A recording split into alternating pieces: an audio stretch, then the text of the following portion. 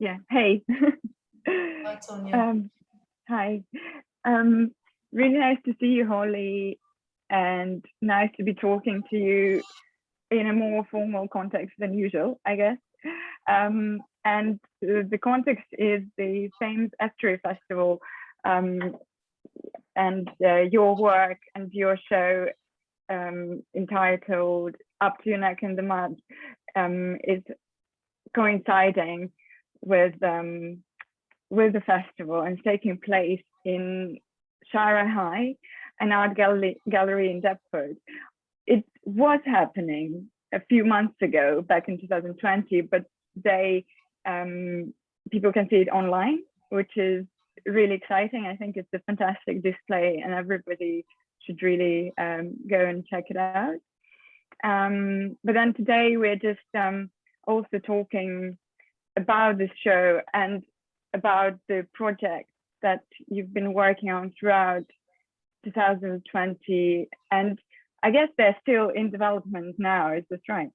Yeah, it's really unfinished, but that's mostly because it's developed, and I guess there's a side projects that have been connected, particularly over lockdown, where I did a project on shipwrecks, and actually Up to Your Neck in Mud was a sort of side project as well, based around this estuary C1 Monsters project we've been talking about. Yeah, we started talking to you back in, actually, I think this time last year, about C1 Monsters. And I think it was really fascinating how it developed into something bigger.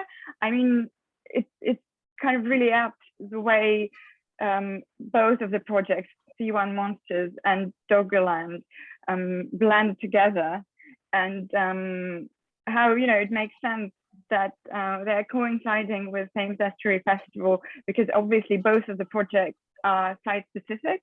So we are talking about the area that is close to your heart, Essex, and with C1 Monsters.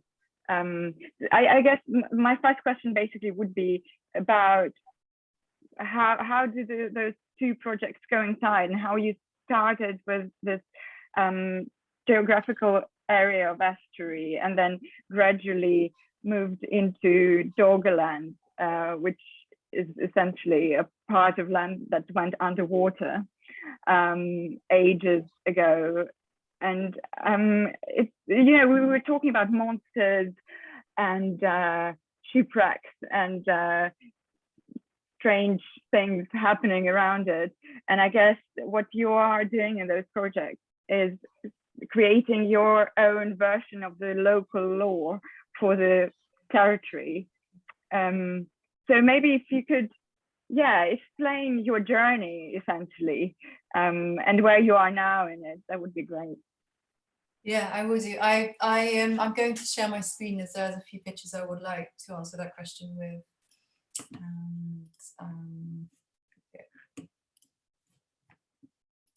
So I suppose initially, so this is a C1 in Mary chart, which is kind of, it's basically from Tilbury in Essex to Orford in Suffolk, and I think everyone sort of associates the estuary at different stops at different parts. But anyway, as you mentioned, I feel quite connected to Essex. I was born in Holbridge, which is perhaps a half an hour drive away from Southend-on-Sea, and I've been, I suppose, working previously with monsters and manipulating images to create obscure creatures, and this has been going on for probably over 10 years.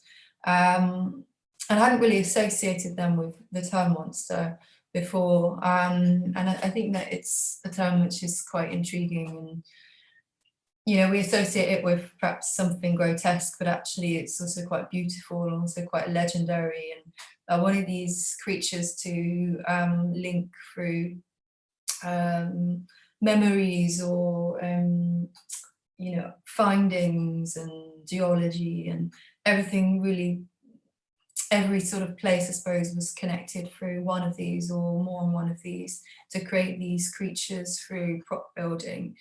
Where my previous work was dealing with, I suppose, psychology and prop building and performances, this really was about journeys and connecting the two. So I feel it was a bit of a push away from the normal process of performance, prop building and photographing people responding to texts which we've collaborated on. This was a journey which is separate and sort of paired later with the performances.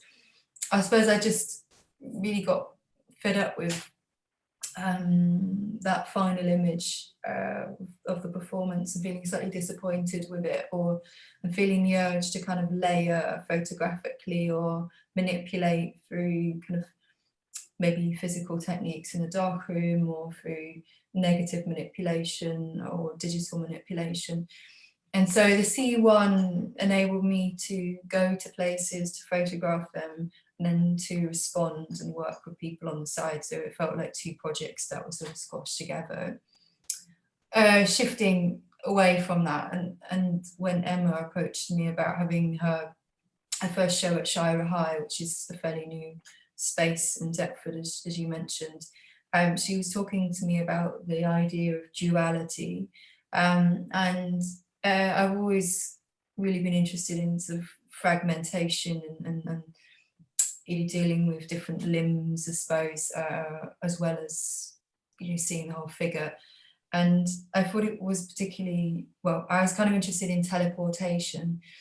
And at the time as well, I was reading, you can see this, Submerged Forests by Clement Reid, who kind of suggested or preempted the ideas around there being a land bridge between Europe and the UK. And obviously his ideas were very close to the truth. And you can find stumps in Essex, and you can find them in Norfolk, and obviously fishermen have found objects in peat which are kind of belonging to this world that's sunken.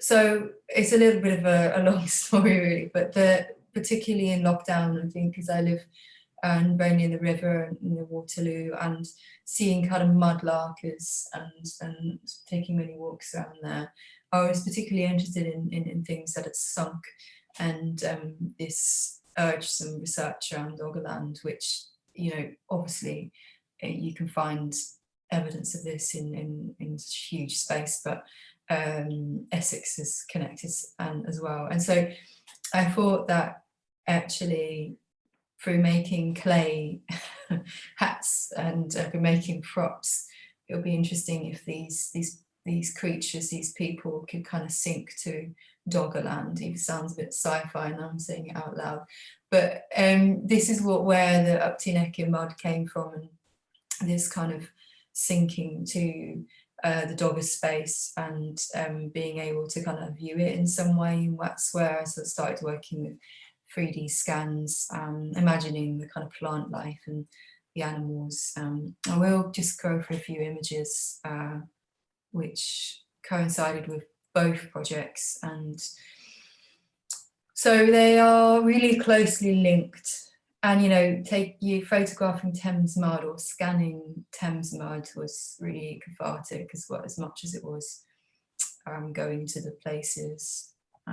So this was quite one of the early on projects, and so there's a physical show in Shire High which was in October, and then now it's been updated with a kind of more detailed show or virtually, which links to, and I'll talk about this later, but some collaborations that happened after the show, and also some video as well. So earlier on, this is a kind of response to salt marshes and in Canvey Island, and this lady as performer kind of comes to life in private views and sings about Canvey Island within this dress. Often I will collaborate with the singers to produce these works or response to lyrics. This was an earlier one. I think these were some of the first images, and this is really about the kind of interest in monsters and creating something slightly sinister, something slightly unsettling, but at the same time I think something that I like to look at, and obviously there's sort of many layers you can't really see in these, but they're always layered with Canvey Island or photographs of the estuary.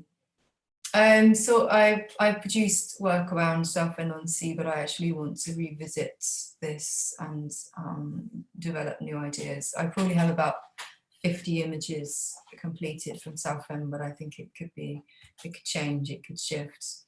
I was really interested in this image by Magritte. And I love this work. It's great, and with the one with your self-portrait as well, I think there is some connection there. I'm curious to know actually if there is. I might be completely wrong there. With the self-portrait.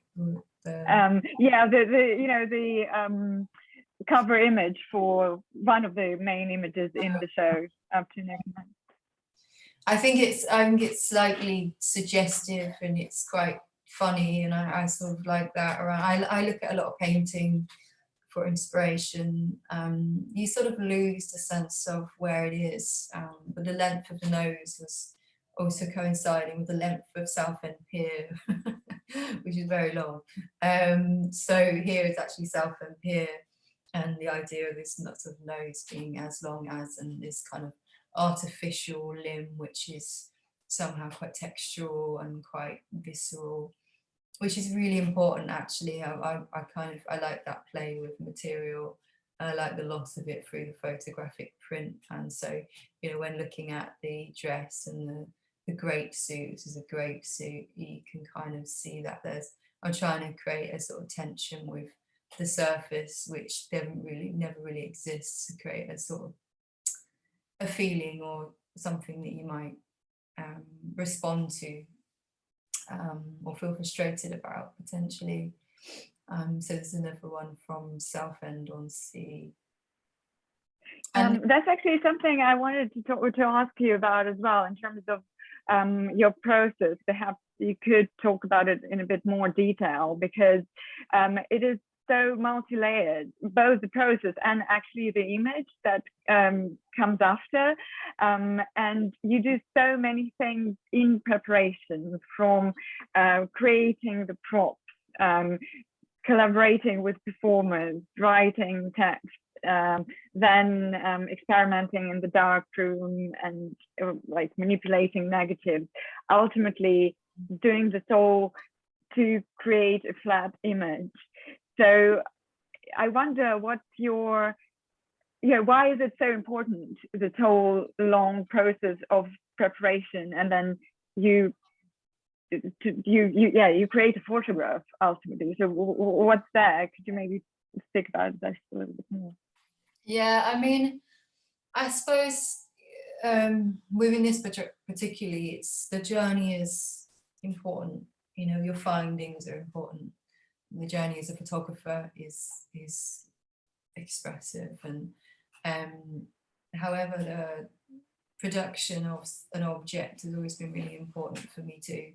And I'm really interested in the flat surface and I guess the limitations of photography, and that almost makes me want to put more in the image. It's like the more you put in, the even more disappointed you are. And actually I want to kind of prompt something or a feeling, or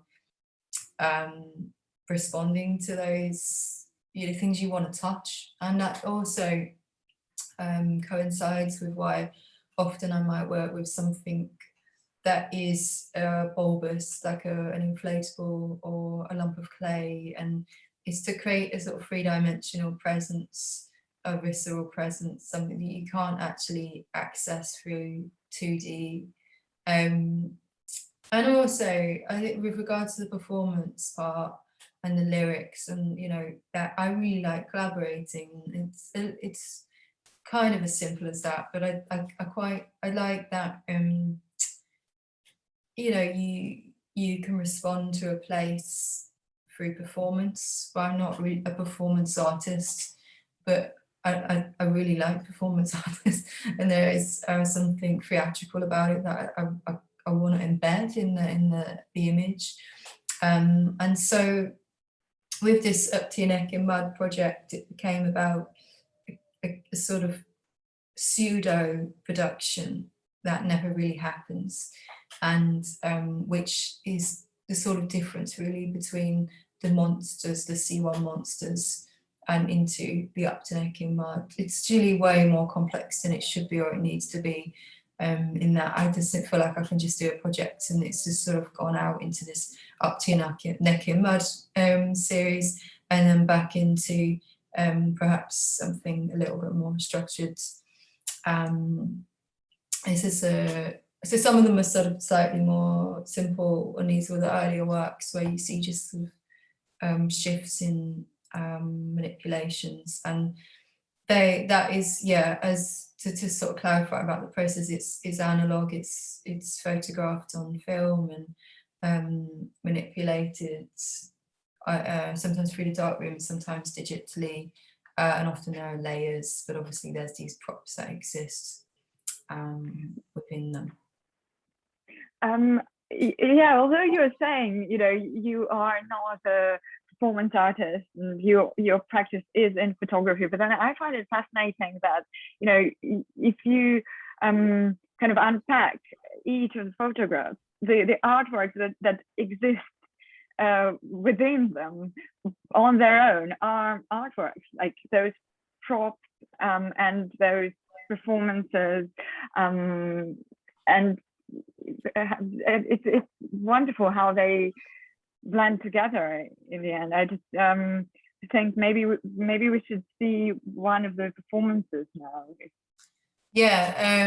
So I mean, this is me actually, so I guess there is something performative about the self-portraiture. This is just really about COVID. I will just talk about this for a minute, because I think as it's here, and I'll show you the performances, but the link, what I just mentioned about the production was quite, I suppose it was inspired by seeing objects like this, not just from Picasso. This is his Dada ballet series, but I really just like the casualness in that, the kind of backstage, the kind of rehearsing. So the Up to Your Neck in Mud has become perhaps a kind of pseudo performance after the teleportation into the mud, which relates to the findings, I guess the geological and archaeological findings.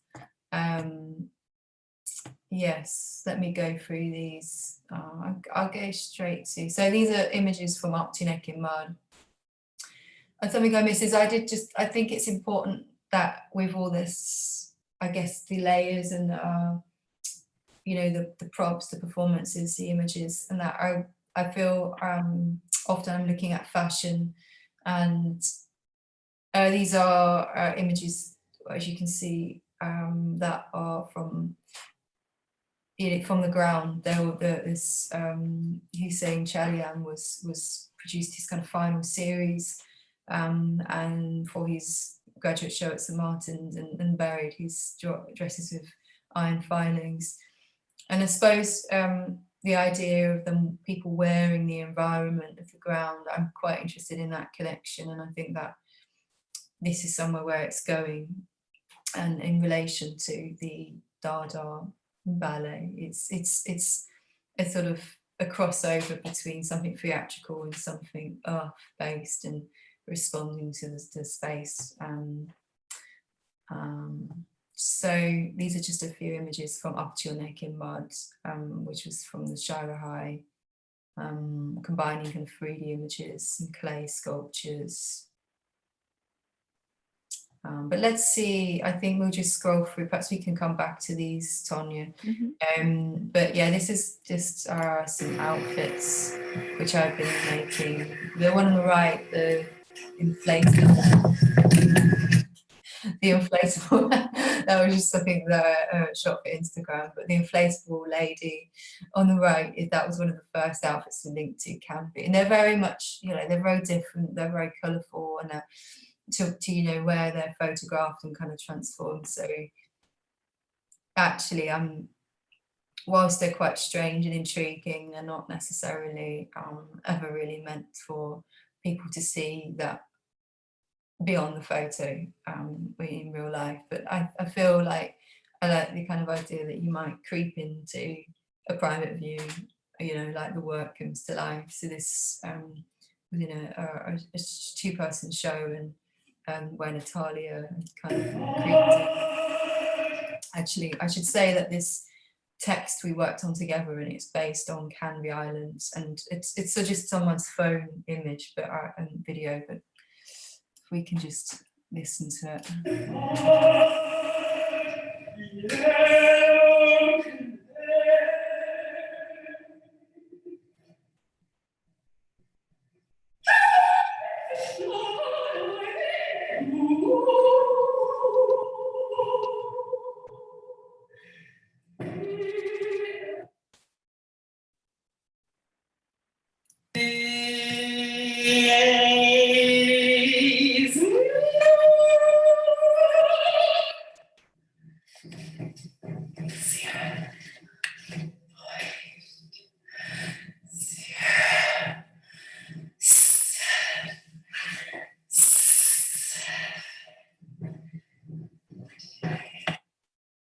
Yeah, so those were Natalia, and we worked on quite a number of projects, and she performed at a few exhibitions, and she's, the last video that actually has singing the coordinates of Canvey Islands, so that was one of the first areas I was looking into. So perhaps I should show you now a project that I worked on. So basically after this show at Shira High, we went into sort of another lockdown, and then some of the work then was accessible online. It was good that it was physical initially, but I felt I should make something working with a singer that responded to the show. And me and Millie Blue, a singer based in Berlin, worked on a sort of video which you can see on the website actually, and it's based on a kind of teleportation to the mud. So I'm just gonna, she did all the kind of the composition. I showed her some lyrics, and she sort of selected, and you know, she worked endlessly on this music. So I'll play this song.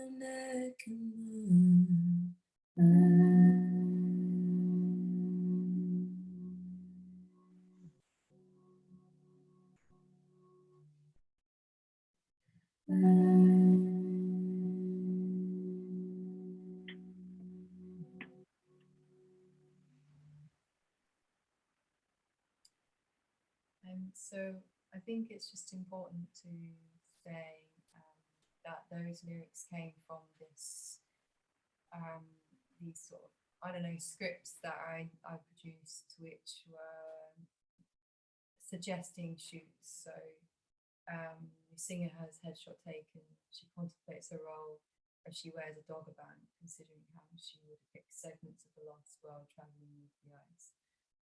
So then I would try, and this was, I suppose, a sentence that came from research, but also some props that I'd made. So I imagine it to be a book in some instances, or where this text can be accessed. I don't know, it could be in many forms as the work is in progress, but all of these were made, and once that I said that put on the clay hat and jump 38 times, you'd be teleported into the Mesolithic epoch, is sort of also a bit of a nod to conceptual photography and sort of performance-based conceptual photography. So and there's a little bit of falseness about it, or obviously I'm probably not going to make someone jump 38 times and they're not going to be teleported, but yeah, I sort of developed these sentences around that, and Millie took just a couple actually, but also the title of the song, and worked with those. So it was really nice to see what came of that, and obviously there's a coinciding video. But most of these I've completed, but there are lots that I haven't actually, and photographer tends to be a swamp plant. I think that's probably going to come soon. So yeah, anyway, that's how that happened. It was really interesting to actually hear the song by itself just now, because I think before I only saw it with the video, which I think is available now as part of the display, if I'm correct. Yeah. And I think it just it gives you a different impression, because I think Millie did an interesting work with layering there as well, layering of the sound, and I think the video is fantastic as well. But it's interesting to see how those two things exist separately as well. So I guess that's kind of coming back to how your photography motivates other types of work which are independent of it as well. And with that, I wanted to come back to Natalia's performance, and kind of those ideas of the show or the performance, which didn't exist before. And I wonder what she was doing there, on the second video that you've shown, which is the I guess was done during the photo shoot, because it did seem as if something happening backstage, but also quite an intimate, dialogue, conversation even going on there. So how do you actually work with performance during the photo shoot? Well, that's where we start working with text, really. It is true, there are so many clips that I have of the sort of video version of the photo shoot, and often through these you can hear the shutter going, because it will be a kind of big film camera. And yeah, I think it's just about, I would send it to them, so they can get a sense of what it's about and talk about the project, and share some research on the area. But that was about Canvey Island, and I don't believe that Natalia's ever been to Canvey Island, but some texts, she actually said, I remember that was one that she kind of felt more engaged with, and from previous projects. I don't know, I sort of let the performers choose which parts they particularly like to work with, and I think some of them resonate more some parts more than others anyway. I mean, it's like, for that example, in that story, there was sort of personal pieces, of things that I've experienced within that space, but also that was it was quite scientific, it was quite factual at points, there was coordinates, but also it takes like an hour really to sort of get into it, and in a way it's a bit of a good warm-up for the shot. Something I haven't mentioned, and I suppose it relates to monsters, is that a lot of the work previous to this was misinterpreted, the way in which a singer, an opera singer sings, or in photography we don't hear anything, and that's really, and so I think it's really important that, or it's really intriguing that we misread how someone looks, do they look in pain, or do they look shocked, but actually no, they're just singing. And so I think to just sort of generate this ambiguity, to use that kind of medium of photography to its to its ability, but also to its limitations, if it makes sense, because I think if it's a limited medium, and that's really important. And I think that what I'm trying to do is play with that, and I do that with the performers, I do that with the tactility, the textures, the kind of manipulation afterwards, and it kind of is like a sort of phantom limb, you kind of, there's an experience of something that's not actually there, and that's really important. I've kind of gone off of the topic, the question that you asked, but yeah, it's just, I think it's quite intuitive.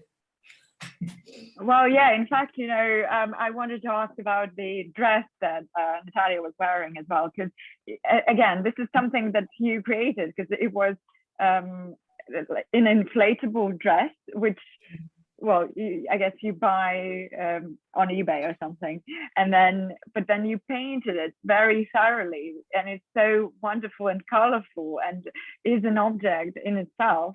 But then on the photographs, on most of them, as far as I'm concerned, that it is black and white, so you cannot see how it actually looks.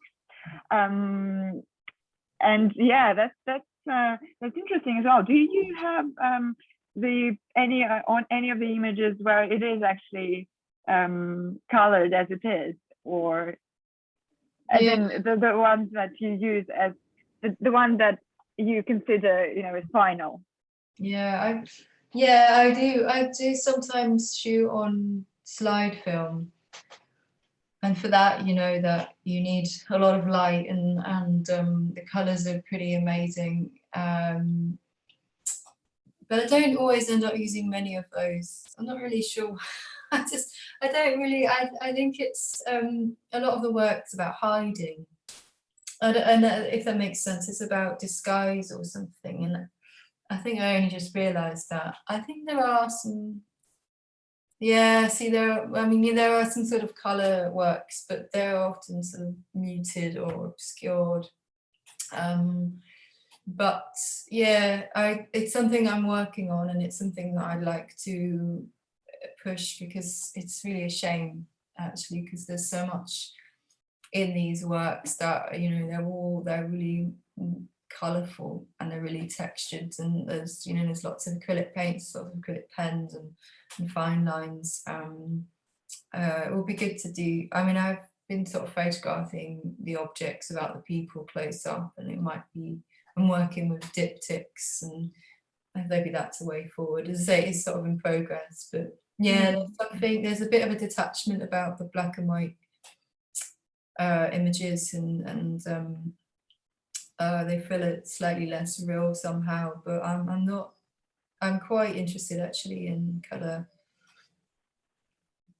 but I haven't found that I've been able to sort of disguise things in the same way.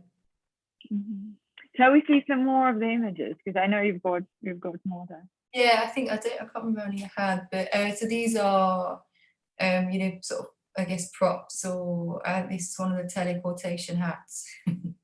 Yeah, that's a great thing. This sort of giant wave, and it's a very big drawing, and I photographed a few people in this, and I think I'm going to shoot it again because it doesn't really like a wave, but I do sort of like this image regardless, and it is layered with some images, so some punctured negatives that were produced for a project about shipwrecks, which again is a kind of another side thing that links really closely.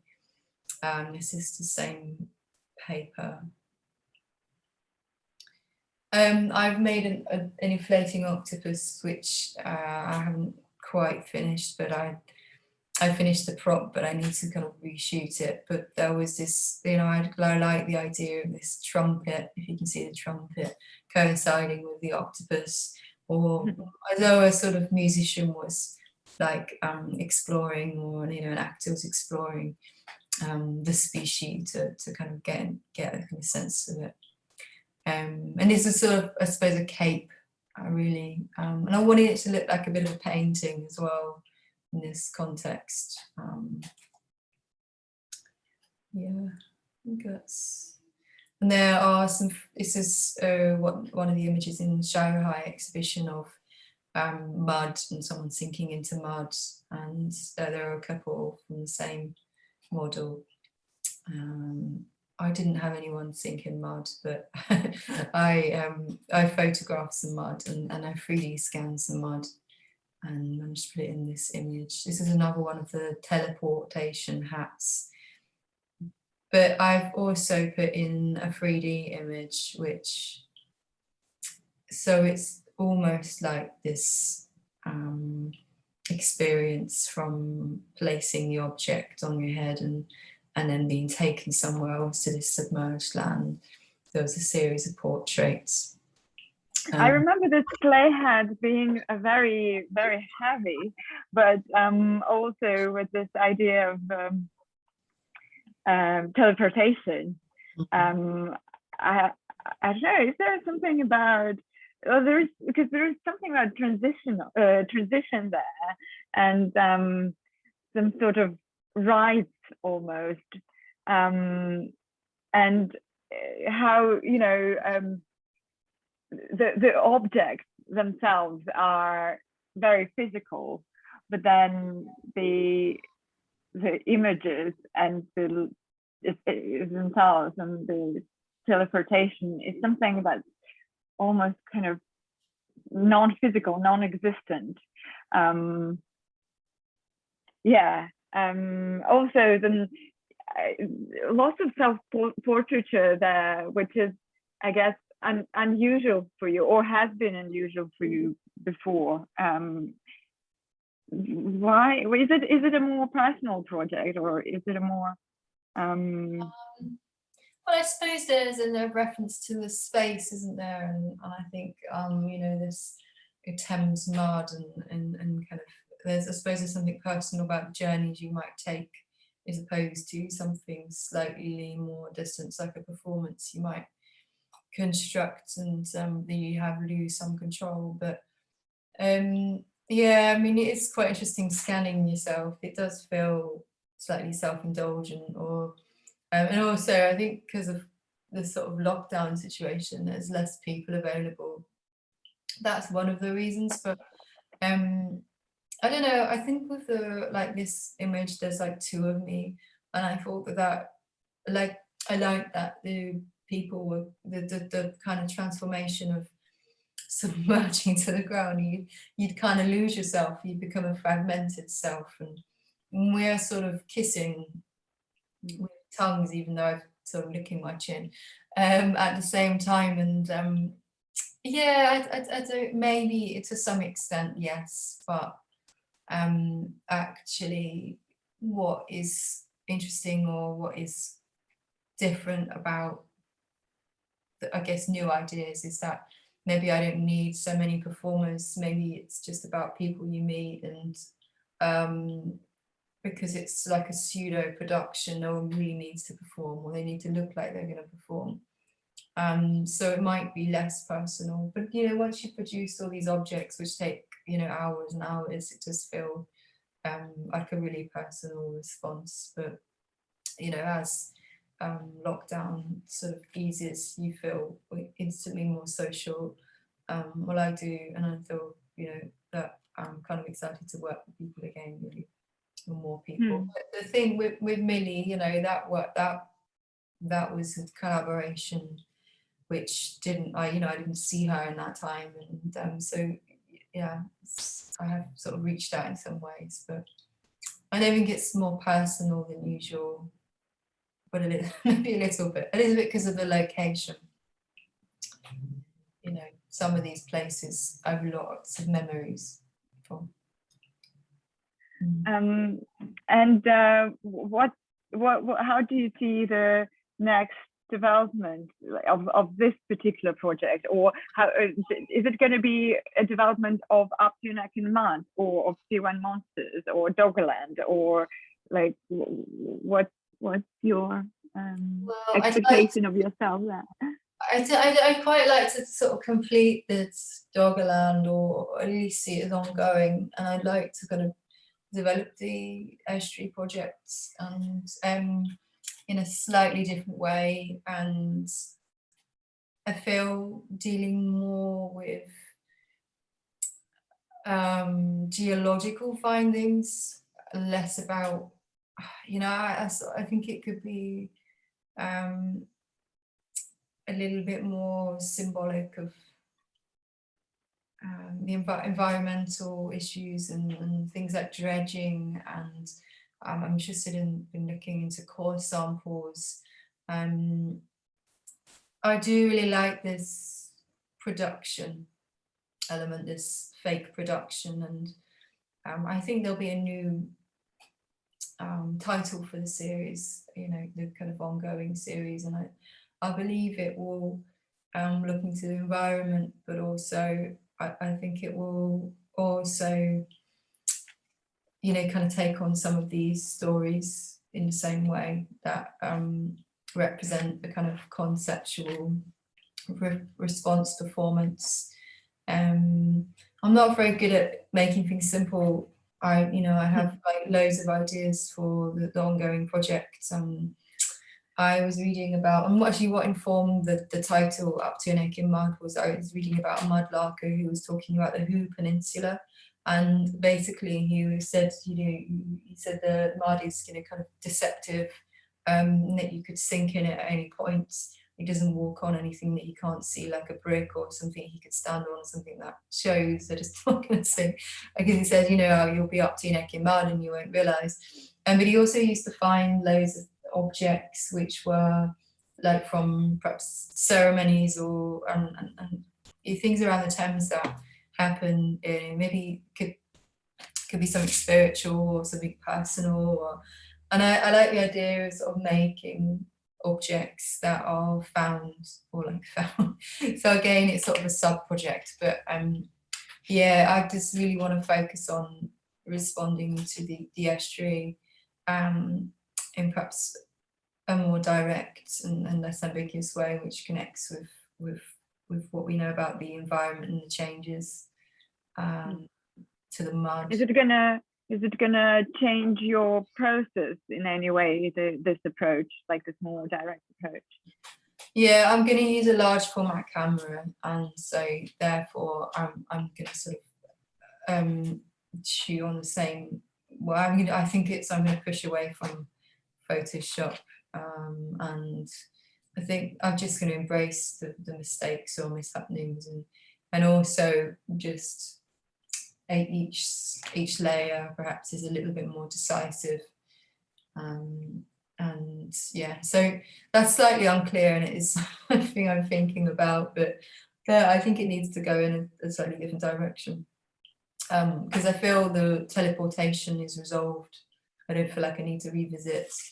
With the Doggerland, there are props in progress, and there are props that have been made that are just waiting to be shot. So now there'll be more models available, and we can move around a bit more. It should happen quite soon.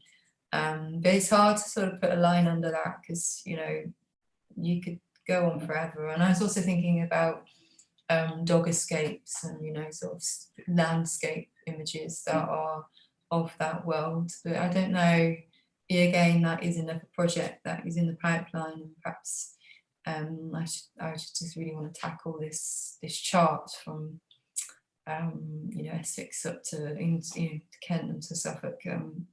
But really, I won't engage with every place on the map. There are places that I want to do in more detail, and there are places that I think I might make quick responses to.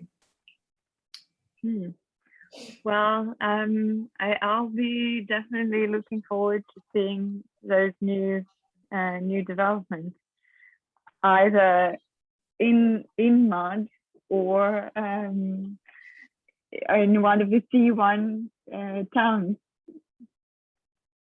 Yeah. Did you say in the did you say in the C1 town? C1 map town. Yeah. Some places on the C1 map. Yeah. Thanks very much, Holly.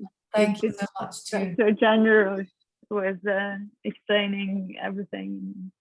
It's been, for me, definitely very interesting. Thank you. Thank you very much.